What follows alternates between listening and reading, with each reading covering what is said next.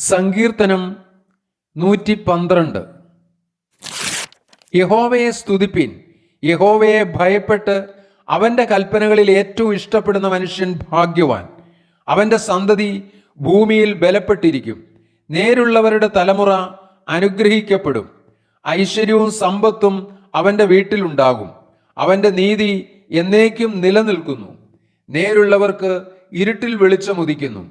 അവൻ കൃപയും കരുണയും നീതിയുമുള്ളവനാകുന്നു. കൃപ തോന്നി വായ്പ കൊടുക്കുന്നവൻ ശുഭമായിരിക്കും. വ്യവഹാരത്തിൽ അവൻ തന്റെ കാര്യം നേടും. അവൻ ഒരു നാളും കുലുങ്ങിപ്പോകയില്ല. നീതിമാൻ എന്നേക്കും ഓർമ്മയിലിരിക്കും. ദുർവർത്തമാന നിമിത്തം അവൻ ഭയപ്പെടുകയില്ല. അവന്റെ ഹൃദയം യഹോവയിൽ ആശ്രയിച്ച് ഉറച്ചിരിക്കും. അവന്റെ ഹൃദയം ഭയപ്പെടാതെ സ്ഥിരമായിരിക്കുന്നു. അവൻ ശത്രുക്കളിൽ തന്റെ ആഗ്രഹം നിവർത്തിച്ചു കാണും. അവൻ വാരി വിതറി ദരിദ്രന്മാർക്ക് കൊടുക്കുന്നു.